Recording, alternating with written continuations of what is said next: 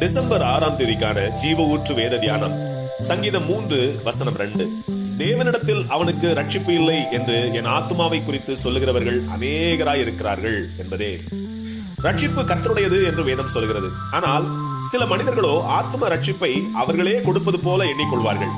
இவனெல்லாம் திருந்தாத ஜென்மம், இவனுக்கும் கர்த்தருக்கும் வெகு தூரம் என்று மற்றவர்களை தீர்ப்பு செய்கிறவர்களை பார்த்திருக்கிறோம். இதெல்லாம் தேவ ஆவியிலிருந்து உண்டாகிற வார்த்தையாக இருக்கவே முடியாது. இப்படி மற்றவர்களை குறித்து பேசுகிறவர்கள் பொல்லாத ஆவியின் தூண்டுதலாலே இவ்வாறு பேசுகிறார்கள்.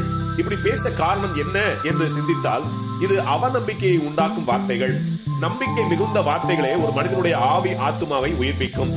ஆனால் அவநம்பிக்கையின் வார்த்தைகளோ ஆத்துமாவை மனமடிவாக்கும், ஆவியை சோர்ந்து போக பண்ணும்.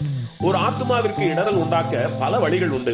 அதில் ஒன்று அவநம்பிக்கையின் வார்த்தைகளாலும் நிந்தித்து தூஷிக்கிற வார்த்தைகளாலும் ஆத்துமாக்களுக்கு இடரல் உண்டாக்குகிறவர்கள் தங்களுக்கு தாங்களே தேவாக்கினையை வருவித்துக் கொள்வார்கள். ஒரு மனிதனை மேலோட்டமாக பார்த்துவிட்டு அவன் ரட்சிப்பை பெற்றுக் கொள்ள மாட்டான் என்று கூறுவது என்பது அந்த மனிதனுடைய தகுதியின் அடிப்படையில் தான் கர்த்தர் அவனை ரட்சிக்கிறார் என்னும் அர்த்தமாகிறது அல்லவா? நம்முடைய கர்த்தராகிய இயேசு கிறிஸ்துவின் கிருபையினால் ரட்சிக்கப்படுகிறோமே அல்லாமல் எந்த மனிதனுடைய தகுதியின் அடிப்படையிலும் ரட்சிக்கப்படுவதில்லை. தேவ கிருபையை பெற்றுக் கொள்வதற்கு இருதயத்தின் தாழ்மையை மட்டுமே கர்த்தர் நோக்கி பார்க்கிறார். அவர் நன்மைகளை ரட்சிப்பை அருள்வதற்கு தயாள குணமுடையவராய் இருக்கிறார். மனிதர்களாகிய நாம் அதை தடுக்க நினைக்கிற வன்கண்ணர்களாக இருக்கலாமா? அவருடைய பொங்கி வரும் அன்பு தம்மை நோக்கி பார்க்கிற எல்லாரையும் ரட்சிப்பில் நடத்த ஆவலாய் காத்திருக்கிறதே. ஆமென். அல்லேலூயா.